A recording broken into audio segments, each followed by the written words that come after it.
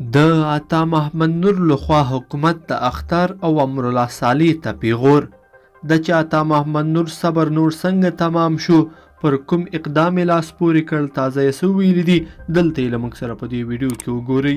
درنو لیدونکو السلام علیکم، وخت مو په خیر.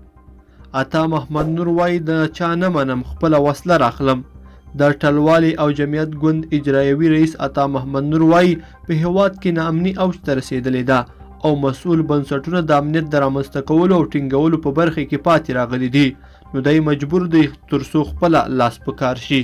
عطا محمد نور وایي چې دی به په هر صورت وسلې ته لاس کوي او خپلو کسانو ته به وسلې ورکوي، که هر څوک هر څه وایي دی یې پروا نه کوي. نور وایي ځینې کړۍ به هڅه وکړي چې د ده دې کار ته د ملیشه سازۍ نوم ورکړي، خو دی یې پروا نه کوي او دا کار به په خپله ترسره کوي.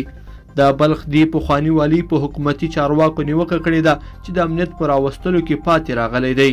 نور وایي په هیواد کې امنیت ورځ تر بلې خرابیږي او د حکومت چارواکي صرف پر فیسبوک کې تبلیغات کوي او بل څه ګټور کار نه کوي.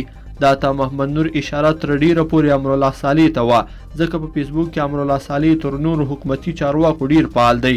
امرالله صالح چې ولسمشر غني ورته د کابل د امنیت چارې سپارلې دي، د کابل د امنیت په تامینولو کې پاتې راغلی دی. په کابل کې داسې ورځ نه وي چې یو څوک یا د یو چسپکي بم یا هم د کوم بل برید له لاسه نه وي وژل شوی. لنډه دا چې په کابل کې داسې ورځ نشته چې پکې د امنیتي پیښې شاهد ونه اوسي.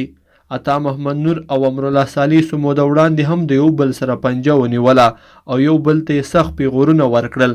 عطا محمد نور هغه وخت هم د امرالله صالح کړنې نمایشي، سپکې او د فریب څخه ډکې بللې وي.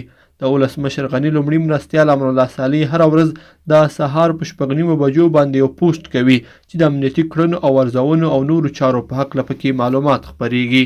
لیدونکو په دې هیله چې دا ویډیو به مو تر پایه لیدلې وي. که مو دا ویډیو خوښه شوې ویډیو لایک کړئ او چینل سبسکرایب کړئ.